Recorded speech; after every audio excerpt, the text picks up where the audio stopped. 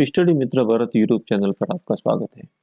तो आज हम देखते हैं अधीनस्थ बोर्ड के द्वारा पूर्व में आयोजित एक अन्य प्रश्न पत्रिका के प्रश्नों को, साथ में इससे संबंधित अन्य और सभी फैक्ट को भी क्लियर करने की कोशिश करेंगे। तो शुरुआत करते हैं 122वें प्रश्न से। राजस्थान से संबंधित आर्ट एंड कल्चर्स और इतिहास से संबंधित सभी प्रश्नों को देखने का प्रयास करेंगे। तो इसके अलावा भूगोल के भी इसमें प्रश्न होंगे, जैसे 56 बेसिन किस जिले में आया हुआ है, वो कौन सा है? बांसवाड़ा में है, प्रतापगढ़ में, अलवर में है या टोंक में? इसका जो सही उत्तर होगा वो होगा बांसवाड़ा। बात करते हैं जो माही नदी वाला जो क्षेत्र है, माही बेसिन का जो किनारे किनारे वाला भाग है, इसको 56 बेसिन कहा जाता है। मुख्य रूप से बांसवाड़ा और डूंगरपुर क्षेत्र में है वो आया हुआ है 56 बेसिन। यदि 56 की पहाड़ियों के बारे में बात करें कि 56 की पहाड़ियां कहाँ पर है, तो ये बाड़मेर आता है। इसका उत्तर क्या आएगा? बाड़मेर आएगा। तो इसका जो सही उत्तर होगा वो होगा बांसवाड़ा। अगला प्रश्न देखते हैं हम 122 के बाद में 123वां प्रश्न। 123वां प्रश्न कह रहा है कि दामिनी है क्या है? एक प्रकार के जो दामिनी है वो क्या है? राजस्थान एक प्रकार का लोकगीत है, एक प्रकार की ओढ़नी है, या एक प्रकार का नृत्य है, या इसमें से कोई नहीं है? तो बात करते हैं दामिनी के बारे में। है दामिनी एक प्रकार की ओढ़नी है। क्या है? ओढ़नी है, और जिसमें है वो लाल प्रकार की ओढ़नी है, लाल कलर की ओढ़नी है, और जहां पर कसीदाकारी, इसमें बीच में कसीदाकारी कार्य है वो किया जाता है। तो इसका जो सही उत्तर होगा वो ओढ़नी होगा। लोकगीत है नहीं है, नृत्य भी है नहीं है, एक प्रकार की ओढ़नी है, लाल रंग की ओढ़नी है, और जिसमें बीच बीच में कसीदाकारी कार्य है वो किया जाता है। अगला प्रश्न है कछवाहा राजवंश के संस्थापक कौन थे? दुलेराय थे, पारमल थे, जय सिंह जी थे, या कोकिलदेव थे? तो कछवाहा राजवंश है जो कि डुंडाल क्षेत्र में है, और डुंडाल क्षेत्र है मुख्य रूप से जयपुर और उसके आसपास के क्षेत्र, शेखावाटी क्षेत्र में है। ये व्यापक स्थान आया हुआ है, और यहाँ पर कहा जाता है कि पहले डुंडालों में मीणाओं का शासन था, बड़गुजरों का वगैरह शासन था। तो उसके बाद में 1137 ईस्वी में है वो दुले राय ने यहाँ पर मीणाओं को पराजित करके है वो सबसे पहले है दौसा को अपने राज्य की राजधानी बनाया था, और वहां पर कछवाहा वंश की स्थापना की थी, मीणाओं को हरा करके थी दुले राय ने। बात करते हैं कोकिलदेव जी के बारे में। है तो ये 1207 ईस्वी के आसपास इन्होंने है आमेर को जीता था, और आमेर को अपने राज्य की राजधानी बनाया था। कोकिलदेव है 1207 ईस्वी के आसपास आमेर। पारमल के बारे में बात करें तो पारमल ऐसा पहला शासक था जिन्होंने है मुगलों की दीनता स्वीकार की थी, और अपनी पुत्री जोधाबाई का विवाह है वो अकबर के साथ में करके है वो वैवाहिक संबंध स्थापित किए थे बारमल जी ने। बारमल जी के बाद में है वो भगवंत जी है, मान सिंह जी है, सभी मुगलों की सेवा में रहे थे। जय सिंह जी ने है जयपुर नगर की स्थापना की थी 1727 ईस्वी, नवंबर 1727 को है वो जयपुर की स्थापना जय सिंह जी ने की थी। अगला पॉइंट है, इनके अलावा उन्होंने है वो वेधशालाओं का भी निर्माण करवाया था, जो कि ज्योतिष शास्त्र के अनुसार था। ज्योतिष शास्त्र के बहुत अच्छे ज्ञाता थे ये। बात करते हैं राजस्थान उच्च न्यायालय की प्रमुख पीठ कहाँ पर आई हुई है, तो इसका जो सही उत्तर होगा वो जयपुर है। ये प्रमुख पीठ है तो 31 जनवरी 1977 में है ये पीठ स्थापित की गई थी। मुख्य पीठों के बारे सॉरी ये तो है खंडपीठ है, लेकिन जो मुख्य पीठ है वो आई हुई है जोधपुर में आई हुई है। भारतीय संविधान के अनुच्छेद 214 के अंतर्गत है प्रत्येक राज्य में एक उच्च न्यायालय की स्थापना की गई थी, और इसके बाद में सत्यनारायण राव समिति के आधार पर है वो जोधपुर में है राजस्थान उच्च न्यायालय का गठन है वो किया गया था 29 अगस्त 1949 ईस्वी को किया गया था। राजस्थान उच्च न्यायालय का जो स्थापना की गई थी जोधपुर में की गई थी। कमलकांत वर्मा इनके पहले मुख्य न्यायाधीश थे। कमलकांत वर्मा भारतीय संविधान के 214 के अंतर्गत है वह एक न्यायालय की स्थापना की गई है। अधिकतम है वो 50 है, वह मुख्य जज हो सकते हैं, अधिकतम 50 जज हो सकते हैं, इसके बारे में प्रावधान है। इसके अलावा और भी याद रखा जा सकता है, जैसे 233 अनुच्छेद है, इसके अंतर्गत है 2 या 2 से अधिक राज्यों के लिए एक हाईकोर्ट वगैरह हो सकता है, और इसी प्रकार से है वो 235 अनुच्छेद है जिला न्यायालयों के बारे में बात करता है। यदि उच्च न्यायालय के जो मुख्य न्यायाधीश है इनकी नियुक्ति के बारे में पूछा जाए तो इनकी नियुक्ति है वो राष्ट्रपति के द्वारा की जाती है। सुप्रीम कोर्ट के मुख्य जज होते हैं उनकी सलाह के आधार पर की जाती है, और इसके अलावा राजस्थान उच्च न्यायालय के अन्य न्यायाधीशों की नियुक्ति है वो भी राष्ट्रपति के द्वारा की जाती है। सुप्रीम कोर्ट के मुख्य जज और हाई कोर्ट के चीफ जज के परामर्श के आधार पर की जाती है। इनको हटाने की प्रक्रिया है वो महाभियोग के द्वारा इनको हटाया जा सकता है। तो ये मुख्य बातें राजस्थान उच्च न्यायालय के बारे में क्लियर हो गई है। अगला प्रश्न है 125 के बाद में हम देखते हैं 126वां प्रश्न है। 126वां प्रश्न हमको ये कह रहा है कि इसमें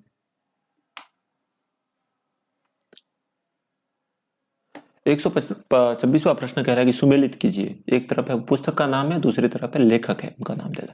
सबसे पहले है राधा। राधा नामक जो पुस्तक है ये लिखी गई थी सत्य प्रकाश जोशी के द्वारा लिखी गई थी। बाथा में भूगोल है वो हरीश पादानी के द्वारा लिखी गई थी। इसी प्रकार से मरुमंगल है वह सुमेर सिंह शेखावत जी के द्वारा लिखी गई थी। तो ये मुख्य बातें हैं जो कि पुस्तक और उनके लेखकों के बारे में आती हैं। अगला प्रश्न है 127वां प्रश्न है राजस्थान में निम्न में से 1857 की क्रांति का केंद्र नहीं रहा था। जयपुर, नीमच, आहुआ या अजमेर। मुख्य केंद्र है वो कौन सा नहीं रहा था, इसके बारे में हमको पूछा गया है। तो आहुआ तो बिल्कुल रहा था, यहाँ पर सैलावास का युद्ध लड़ा गया था। एक तो सैलावास का युद्ध लड़ा गया था, इसके अलावा है वो बिथोला का युद्ध यहाँ पर लड़ा गया था। और यहाँ पर कुशाल सिंह जी चंपावत है, इनके नेतृत्व में है अंग्रेजों की सेना को हराया गया था अंग्रेज। और यहाँ पर उस समय आहुआ है वो जोधपुर ठिकाने के अंतर्गत, जोधपुर राजघराने के अंतर्गत आता था। और जोधपुर के उस समय जो तत्कालीन महाराजा थे उनका नाम था तगत सिंह जी। तो ये बिल्कुल ये तो संबंधित है, केंद्र था यहाँ पर। नीमच है वो एमपी में आया हुआ है, लेकिन मेवाड़ के अंतर्गत ही आता था। और नीमच में यहाँ पर एक सैनिक छावनी है। यहाँ पर कहा जाता है कि जो क्रांतिकारी है अंग्रेज अफसर वगैरह आए थे, जिनको मेवाड़ के महाराजा स्वरूप सिंह जी ने बाद में डुंगरा गांव में उनको छुपाया था और उनके बाद में इनको जगत मंदिर में है वो शरण दी थी। तो बिल्कुल ये भी संबंधित है। अजमेर संबंधित है क्योंकि यहाँ पर आया हुआ है नसीराबाद जहाँ पर क्रांति की शुरुआत हुई थी सबसे पहले है वो क्रांति की शुरुआत है वो लगभग 28 मई 1857 ईस्वी के आसपास हुई थी।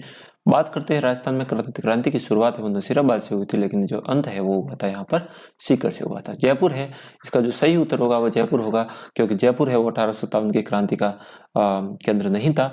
यहाँ के शासक थे राम सिंह जी सेकंड है, इन्होंने अंग्रेजों का खूब साथ दिया था, जिसके कारण इनको है वो अंग्रेजों ने केसर हिंद की उपाधि भी दी थी महाराजा राम सिंह जी के। अगला पॉइंट है करासिया जाति के द्वारा किए जाने वाला जो नृत्य है उनका नाम बताना है। संक्रिया नृत्य है, कुडला नृत्य है, पनियारी नृत्य है या वालन नृत्य है। सबसे पहले हम देख लेते हैं संक्रिय नृत्य। संक्रिय नृत्य है वो कालबेरियों के द्वारा किया जाता है, कालबेरियों के द्वारा नृत्य किया जाता है। संक्रिय नृत्य, वागड़िया नृत्य किया जाता है, पनियारी नृत्य किया जाता है।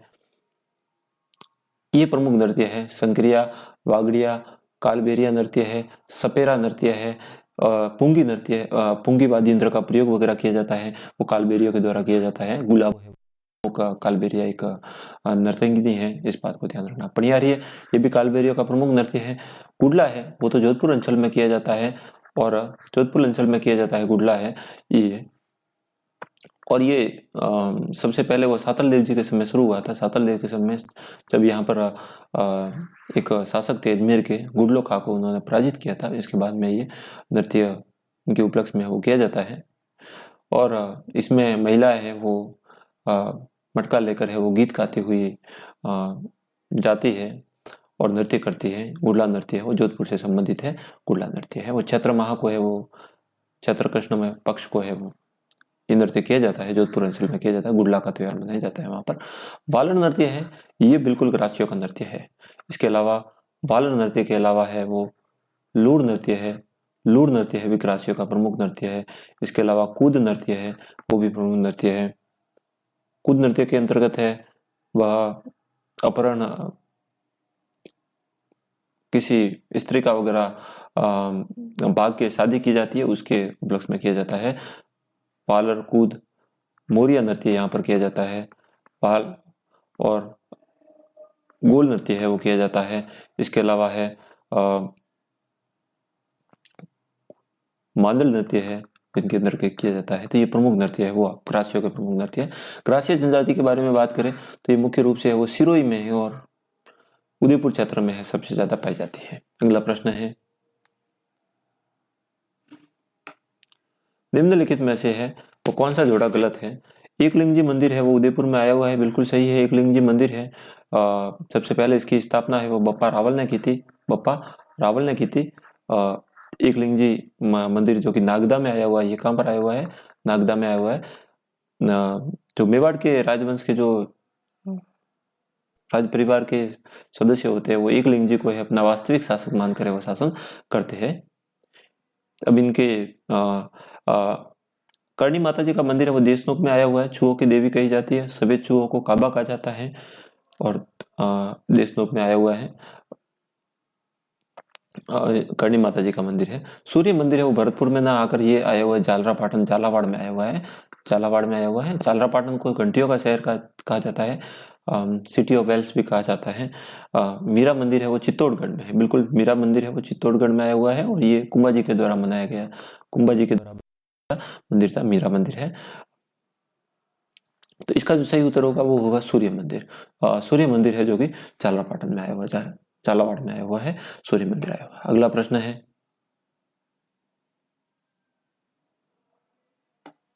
अगला प्रश्न है जिसके बारे में हम देखते हैं कि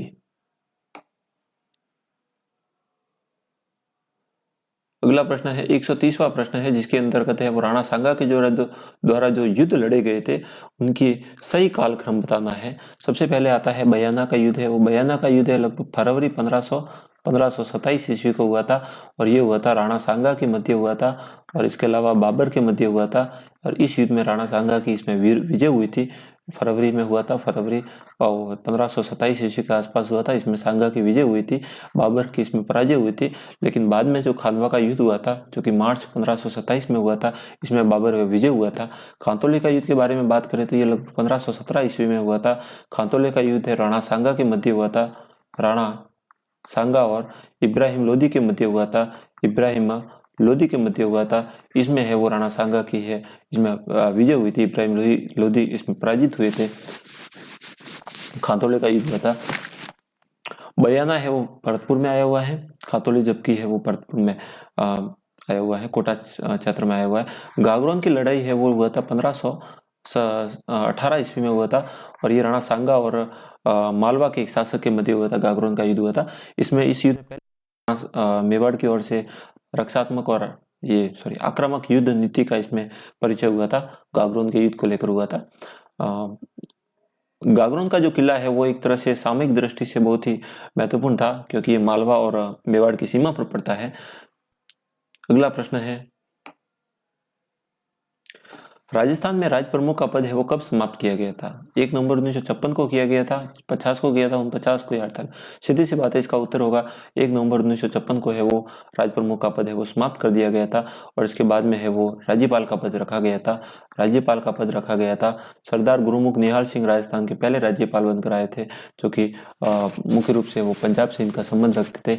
और अंतिम जो राज प्रमुख है उनका नाम था महाराजा मान सिंह जी, मान सिंह सेकंड है जो कि जयपुर से संबंध रखते थे। और यदि महाराज प्रमुख के बारे में पूछा जाए तो महाराजा भोपाल सिंह जी है वो एकमात्र राजस्थान के महाराज प्रमुख बने थे। मान सिंह जी को इनके बाद में कहा जाता है कि स्पेन में है वो वहां पर राजदूत इनको बनाया गया था। तो इसका जो सही उत्तर होगा 1 नवंबर 1956 को है वो राज्यपाल का पद सृजित किया गया था। सरदार गुरुमुख निहाल सिंह इनके पहले राज प्रमुख राज्यपाल थे। राजस्थान का जो एकीकरण है वो कुल मिलाकर 7 चरणों में संपन्न हुआ था और 1 नवंबर 1956 को है वो 7वां चरण किया गया था और जिसके अंतर्गत ही राज प्रमुख का पद है वो समाप्त कर दिया गया था। अगला प्रश्न है, कौन सा जोड़ा है वो बेमेल है यहाँ पर? सरिस्का राष्ट्रीय उद्यान है वो अलवर में आया हुआ, बिल्कुल अलवर में आया हुआ है। यहाँ पर सबसे पहले है वो 1977 और 78 ईस्वी के आसपास है वो बाघ परियोजना शुरू की गई थी। सेकंड बाघ परियोजना थी। पहली बाघ परियोजना है वो राष्ट्रीय रणथंभौर राष्ट्रीय उद्यान में जो कि सवाई माधोपुर में आया हुआ है 1973 और 74 ईस्वी के आसपास है पहली बाघ परियोजना राजस्थान में शुरू की गई थी, रणथंभौर राष्ट्रीय उद्यान के अंतर्गत की गई थी। केवला देवी घना पक्षी विहार जो कि आया हुआ है भरतपुर में आया हुआ, करौली में नहीं आया हुआ है, ये भरतपुर में आया हुआ है। और इनकी जो 1985 में इसको है वो यूनेस्को द्वारा विश्व धरोहर सूची में इसको शामिल किया गया था और 1981 में इसको राष्ट्रीय उद्यान का दर्जा दिया गया था, जबकि रणथंभौर राष्ट्रीय उद्यान को है वो 1980 में राष्ट्रीय उद्यान का दर्जा दिया गया था जो कि बाघों के लिए फेमस है। राष्ट्रीय मरुद्यान है जो कि जैसलमेर में है, यहाँ पर बेमेल बताना है। बेमेल है वो इसका उत्तर होगा केवला देवी गन्ना पक्षी विहार। राष्ट्रीय मरु उद्यान है जो कि जैसलमेर और बाड़मेर में आया हुआ मुख्य रूप से है। क्षेत्रफल की दृष्टि से कहते हैं तो ये लगभग 3000 वर्ग किलोमीटर प्लस वर्ग किलोमीटर में फैला हुआ है और क्षेत्रफल की दृष्टि से सबसे बड़ा मरु उद्यान है जो कि गोडावन है और केजली जो वृक्ष है, राज्य वृक्ष है, उनके लिए वो प्रसिद्ध है। केवला देवी गन्ना पक्षी विहार है जो कि साइबेरियन सारस के लिए फेमस है और ये भरतपुर में स्थित है। इसको है वो नम भूमि क्षेत्र है और उसको भी घोषित किया गया था केवला देवी गन्ना पक्षी विहार को। अगला प्रश्न है,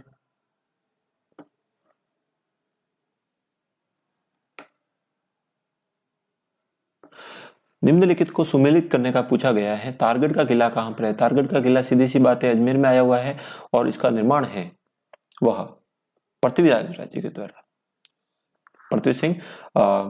पृथ्वीराज तारगढ़ का किला है जो कि मेवाड़ के शासक थे पृथ्वीराज सिसोदिया, उनकी रानी थी जिनका नाम था से इनका किले का निर्माण किया गया था।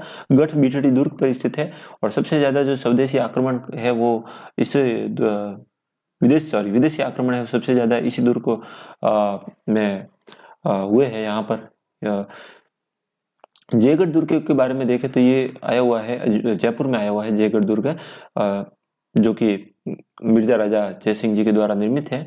जयगढ़ दुर्ग स्थित है जहाँ पर सबसे बड़ी है वो तोप रखी हुई है, जेबान तोप रखी हुई है। यहाँ पर कीर्ति स्तंभ है जो कि चित्तौड़गढ़ में आया हुआ है। कीर्ति स्तंभ है चित्तौड़गढ़ में आया हुआ है। मेहरानगढ़ का किला है जो कि चिड़ियाकुट पहाड़ियों पर स्थित है और ये जोधपुर में आया हुआ है। चौधरी जी के द्वारा है वो 1459 ईस्वी में इसका निर्माण करवाया गया था। मेहरानगढ़ दुर्ग का निर्माण किया गया था, चिड़ियाकुट पहाड़ियों पर स्थित है। अगला प्रश्न है,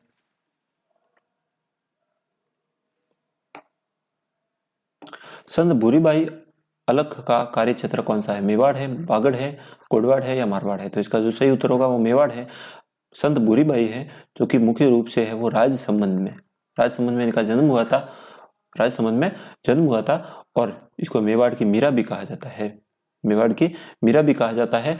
संत भूरीबाई अकल का जो क्षेत्र है वो मेवाड़ में आता है। अगला प्रश्न है,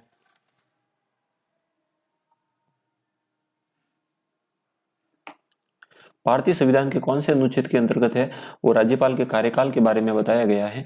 तो सबसे पहले हम देखते हैं अनुच्छेद 156 के अंतर्गत बिल्कुल कार्यकाल के बारे में बताया गया है कि 5 वर्ष का कार्यकाल होगा, राष्ट्रपति के प्रसाद पूर्ण पद को धारण करेगा और यदि त्यागपत्र वगैरह देना चाहता है तो राष्ट्रपति को अपना त्यागपत्र देगा।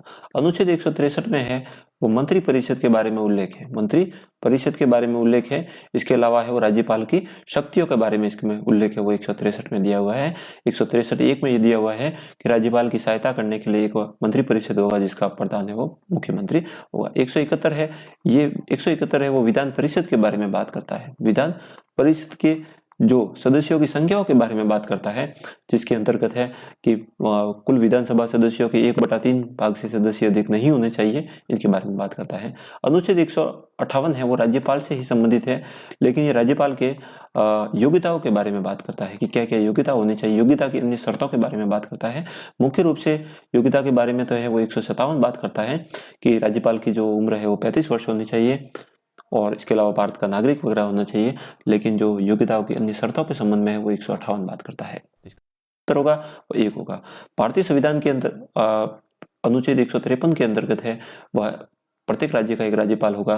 फिर 7वां संविधान संशोधन के अंतर्गत ये व्यवस्था की गई थी कि 2 या 2 से अधिक राज्यों के लिए भी एक राज्यपाल हो सकता है। 154 के अंतर्गत ये प्रावधान किया गया था कि राज्य की सभी कार्यपालिका शक्तियां वो राज्यपाल के अंतर्गत अंतर्निहित होगी, जिसका प्रयोग है वो अन्य अधीनस्थ कर्मचारियों की सहायता से करेगा जिसमें मंत्री परिषद आती है। 155 है, 155 के अंतर्गत राज्यपाल की नियुक्ति हो राष्ट्रपति के द्वारा की जाएगी केंद्रीय मंत्री परिषद की सलाह के आधार पर। 156 है उनके कार्यकाल के बारे में बात करता है। 157 है वो योग्यता के बारे में बात है। 158 है योग्यता के संबंधित अन्य शर्तों के बारे में है। एक प्रमुख अनुच्छेद आता है 159 जो कि राज्यपाल की शपथ के बारे में बात करता है कि राज्यपाल को शपथ है वो राजस्थान का संबंधित राज्य का मुख्य न्यायाधीशों को शपथ दिलाता है। 161 एक और अनुच्छेद आता है जो कि राज्यपाल की समाधान करने की शक्तियों के बारे में बात करता है। कि राज्यपाल को है वो मृत्युदंड के संबंध में समाधान करने की शक्तियां प्राप्त नहीं है, बाकी सभी प्रकार के समाधान की शक्तियां यहाँ पर प्राप्त है। तो ये मुख्य मुख्य अनुच्छेद है जो कि राज्यपाल के से संबंधित है, ये आ गया। अगला प्रश्न है,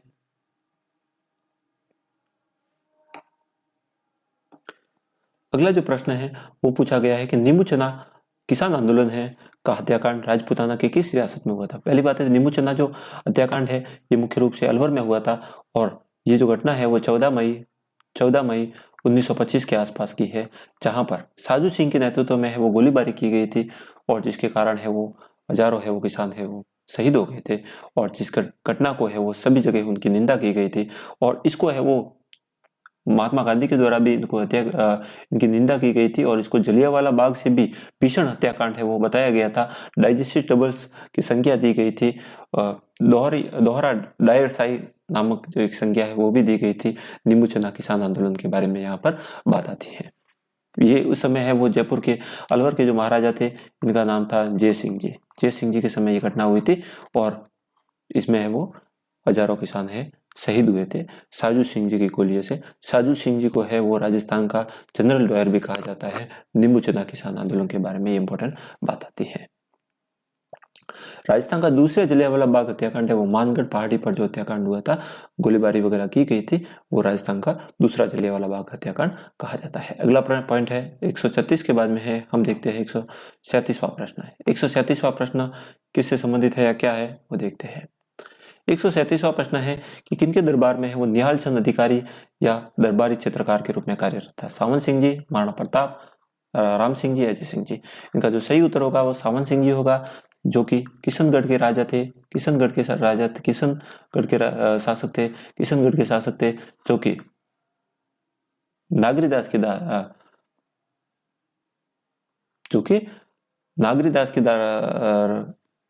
नाम से प्रसिद्ध हुए थे, और इनके जो शासन में ही वो निहाल चंद नामक एक चित्रकार था, और इनके द्वारा है वो ठंडी बनी का जो चित्र बनाया गया था, उनकी प्रेसी थी ठंडी बनी तो इनकी प्रेसी थी, और उन पर चित्र बनाया गया था, जिस पर 1973 में वो डाक टिकट भी जारी किए गए थे।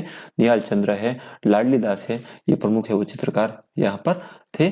सावन सिंह जी है, और किशनगढ़ चित्रशैली में है वज्र शैली का है वो सबसे ज्यादा प्रभाव देखने को मिलता है। महाराणा प्रताप के जो आश्रित है विद्वान थे, चित्रकार थे, जिनका नाम था नासुद्दीन जी है, वो प्रमुख थे। अगला प्रश्न है, हवा महल जयपुर में निम्नलिखित में से कौन सा कथन है वो प्रश्न दिए हुए हैं, उसमें से हमको बताना है कि इसमें से सही कथन कौन सा है। हवा महल एक 5 मंजिला इमारत है, बिल्कुल सही है, और ये आई हुई है जयपुर में आई हुई है, जिसका निर्माण है सवाई प्रताप सिंह जी के द्वारा किया गया। तो दूसरा ऑप्शन भी सही है, पहला भी सही है, और ये हवा महल में है वो 983 जोरों के और जटिल डिजाइन से सजाया गई खिड़कियां हैं, बिल्कुल यहाँ पर ही सही है। इसको हवा महल या एरन महल भी कहा जाता है, जिनका निर्माण प्रताप सिंह जी ने है वो किया था 1799 ईस्वी में किया गया था, और लाल चंद जी है उनके प्रमुख जो वास्तुकार थे ये माने जाते हैं। इनके अलावा कुल मिलाकर यहाँ पर 5 मंजिला है, यहाँ पर 5 मंजिला है इमारत है। ये देखिए हवा महल के बारे में इंपॉर्टेंट है। तो इसका जो तीनों ही विकल्प है वो सही है, तीनों ही विकल्प इसमें सही होंगे। अगला प्रश्न है,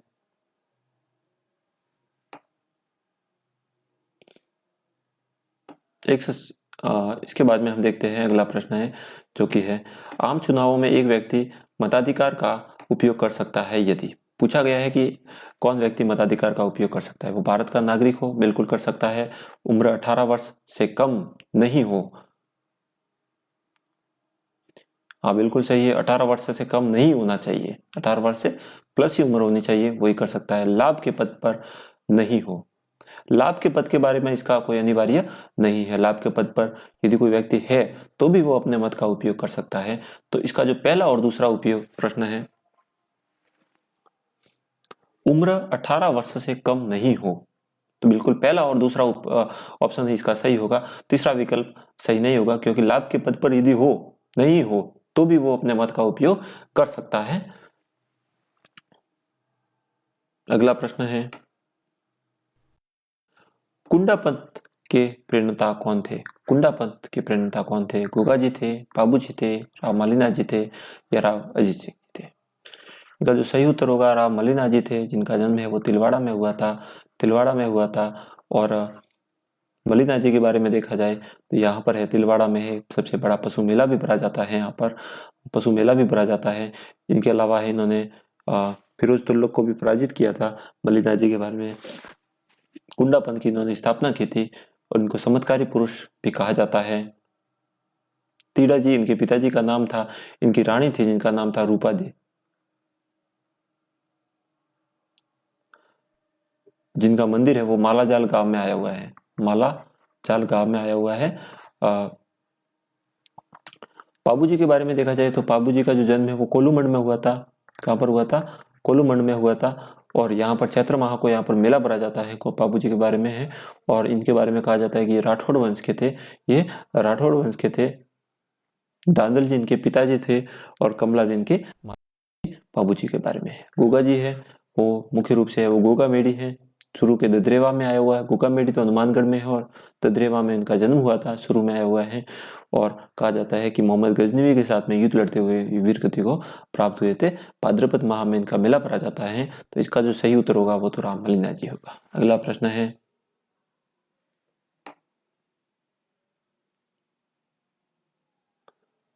अलवर भरतपुर के जोगियों के द्वारा किस प्रकार की सारंगी बजाई जाती है? जोगिया सारंगी बजाई जाती है, सिंधी सारंगी बजाई जाती है, जड़ी की सारंगी बजाई जाती है, गुजराती सारंगी? तो इसका जो सही उत्तर होगा वो होगा जोगिया सारंगी है। वो अलवर और भरतपुर के क्षेत्र में जो जोगी निवास करते हैं उनके द्वारा बजाई जाती है। अगला प्रश्न है,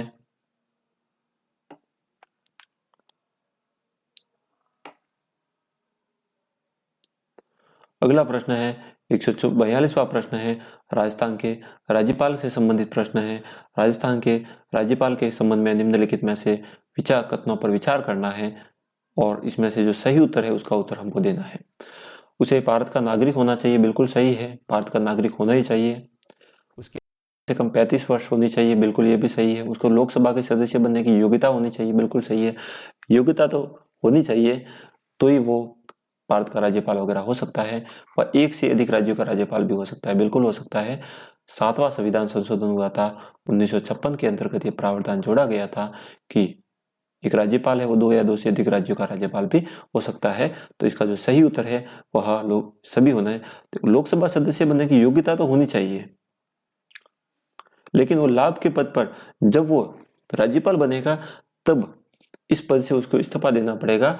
और ये भी याद रखना है कि राज्यपाल बन रहा है तो उसको लाभ के पद पर नहीं होना चाहिए। तो इसका जो चारों विकल्प है, सॉरी इसमें एक विकल्प नहीं दिया हुआ है, तो इसमें से तो तीसरा नहीं होगा। तो बाकी एक से अधिक राज्यों के राज्यपाल हो सकता है, 35 वर्ष हो सकती है, भारत का नागरिक हो सकता है। तो भारत का नागरिक होना तो अनिवार्य है। तो 1, 2 और 4, 1, 2, 4 इसका सही उत्तर होगा, 1, 2 और 4। अब जो ये योग्यता है ये भारतीय संविधान के अनुच्छेद 157 में बताई गई है और योग्यता के संबंध में अन्य शर्तें हैं वो 158 में दी गई है। इसके अलावा ये लाभ के पद पर वगैरह नहीं होना चाहिए, ये भी इसमें बात बताई गई है कि राज्यपाल को किसी भी प्रकार से है वो लाभ के पद पर वगैरह नहीं होना चाहिए। अगला प्रश्न है, राजस्थान का कौन सा क्षेत्र है बेल बूटों की सफाई के लिए परंपरागत कला के लिए जाना जाता है? तो बगरू है, मोलेला है, बस्सी है या सांगानेर? इसका जो सही उत्तर होगा वो सांगानेर है, जो कि जयपुर में आया हुआ है, जो कि बेल बूटों की सफाई के लिए जाना जाता है। बगरू है, यहाँ पर एक प्रिंट बनी हुई है, छपाई का कार्य होता है। बगरू ये नहीं हो सकता। मोलेला यहाँ पर मिट्टी की मूर्तियां, इसके अलावा है वो अन्य मिट्टी के कार्य है, बर्तन वगैरह बनाए जाते हैं। मोलेला जो कि राजसमंद में आया हुआ है तो ये भी नहीं हो सकता है। बस्सी यहाँ पर काष्ठ कला का कार्य होता है, चित्तौड़गढ़ में आया हुआ है तो ये भी नहीं हो सकता है। इसका जो सही उत्तर होगा वो सांगानेर होगा, जहाँ पर बैल बूटों की सफाई का कार्य वो किया जाता है। अगला प्रश्न है 143 के बाद में हम देखते हैं 144वां प्रश्न। 144वां प्रश्न क्या कह रहा है, राजस्थान में से निम्नलिखित में से कौन सा है वो लोकायुक्त के अधिकार क्षेत्र में है, वह नहीं आता है। लोकायुक्त है इनका मुख्य कार्य है वो भ्रष्टाचार से संबंधित जो विभिन्न घटनाएं वगैरह होती है उनके संबंध में है वो जांच वगैरह करना है, वो लोकायुक्त का कार्य है। विभिन्न अधिकारी और कर्मचारी इसके दायरे में आते हैं। आईडी दुआ है, सबसे पहले है वो लोकायुक्त के संबंध में 1973 में जारी हुए थे। आईडी दुआ है वो राजस्थान के पहले वो लोकायुक्त बनने का श्रेय है। इसके अलावा है वो लोकायुक्त के बारे में यदि पूछा जाए कि इसमें से है वो अधिकार क्षेत्र में कौन नहीं आता है, मुख्यमंत्री है, राजस्थान राज्य द्वारा स्थापित निगमों के कार्य ये आते हैं बिल्कुल, जिला के मुखिया ये भी आते हैं, मंत्री भी आते हैं, लेकिन राजस्थान में है मुख्यमंत्री अभी इसके दायरे में नहीं है। देखो इसके अलावा है सरपंच है, सरपंच पंच सरपंच ये भी इनके दायरे में वगैरह नहीं आते हैं। इसके अलावा आरपीएससी के जो अध्यक्ष व सदस्य है ये भी दायरे में नहीं आते हैं।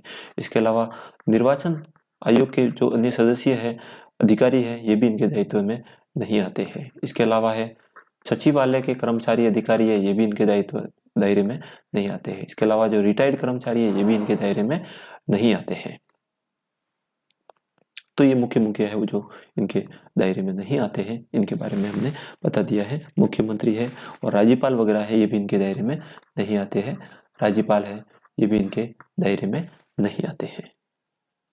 सचिवालय के कर्मचारी हैं, विधानसभा के जो कर्मचारी हैं ये भी इनके दायरे में नहीं आते हैं। तो ये लोकायुक्त के संबंध में है वो अधिकार क्षेत्र के बारे में बात आती है।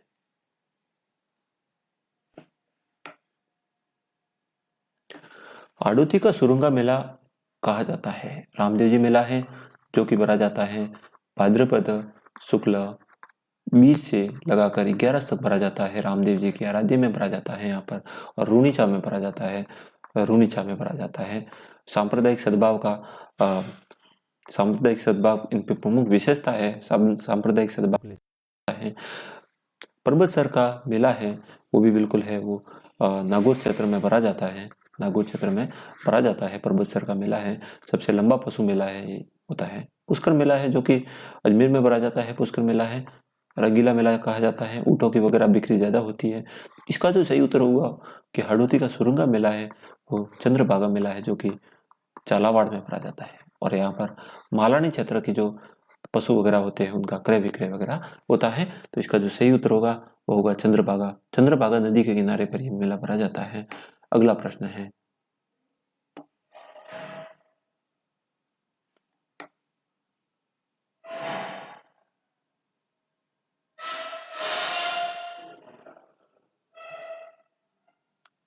युग्म का सही, कौन से युग्म सही है उसका हमको सुमेलित करना है कि इसमें से कौन से युग्म है वो सही है। राजस्थान साहित्य अकेडमी जो कि उदयपुर में आई हुई है और इसकी स्थापना है 28 जनवरी 1958 को की, बिल्कुल सही है। राजस्थान साहित्य अकेडमी है जो कि उदयपुर में आई हुई है और इनकी एक मासिक पत्रिका भी है जिसको भी आपको याद रखना है, मधुमती नामक मासिक पत्रिका निकाली जाती है। और इसके अलावा यहाँ पर इसके अलावा है इसका इनके द्वारा एक पुरस्कार दिया जाता है जिनका नाम है मीरा पुरस्कार, मीरा पुरस्कार है वो दिया जाता है, मीरा पुरस्कार। अगला है राजस्थान संस्कृत अकेडमी है जो कि 1969 को नहीं है, इनकी स्थापना 1980 में की गई थी। संस्कृत अकेडमी इनके द्वारा है, एक तो माघ पुरस्कार दिया जाता है, माघ पुरस्कार इनके द्वारा दिया जाता है। और स्वर मंगला नामक एक पत्रिका मंगला है वो पत्रिका निकाली जाती है। राजस्थान ब्रज भाषा अकेडमी है, 1982 को स्थापना इसकी नहीं की गई है। राजस्थान ब्रज अकेडमी की स्थापना है वो 1986 को की गई है और ये भी जयपुर में आई हुई है, ब्रज भाषा अकेडमी है और इनके द्वारा है ये जयपुर में आई हुई है। राजस्थान हिंदी ग्रंथ अकेडमी की स्थापना 1980 में नहीं की गई है, इसकी स्थापना 1969 ईस्वी में की गई है।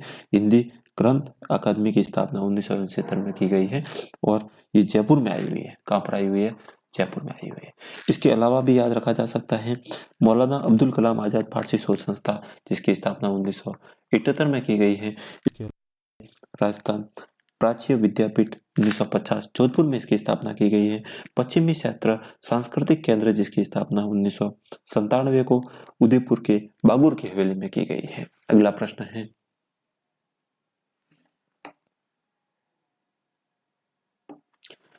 निम्नलिखित में से उस समूह का चयन करना है जिसमें 3 या अधिक अवसरों पर राजस्थान के मुख्यमंत्री पद की शपथ ली?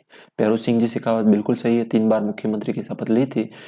शिव शरण माथुर है वो 2 बार ली थी, 3 बार नहीं ली थी, तो पहला विकल्प तो गलत हो गया। दूसरा विकल्प देखते हैं। मोहनलाल सुखाड़िया बिल्कुल 3 बार शपथ ली थी, 4 बार शपथ ली थी, सबसे लंबा कार्यकाल रहा था, 17 वर्ष का कार्यकाल रहा था और आधुनिक राजस्थान के निर्माता कहे जाते हैं। हरिदेव जोशी 3 बार शपथ ली थी, लेकिन एक भी बार अपना कार्यकाल पूरा नहीं कर पाए थे और ये बांसवाड़ा से संबंधित रखते थे और लगातार 10 चुनाव जीतने वाले एकमात्र विधायक रहे थे हरिदेव जोशी। अशोक गहलोत बिल्कुल 3 बार शपथ ली थी, तो दूसरा ही विकल्प सही होगा। तीसरा विकल्प सी है, जिसमें जयनारायण व्यास से 3 बार शपथ नहीं ली थी, लेकिन जयनारायण व्यास से एक बार मनोनीत मुख्यमंत्री भी बने थे और एक बार निर्वाचित मुख्यमंत्री भी बने थे। एकमात्र ऐसे व्यक्ति जो मनोनीत और निर्वाचित दोनों प्रकार के मुख्यमंत्री बने हैं जयनारायण व्यास, जिनका संबंध जोधपुर से आता है। डी ऑप्शन है।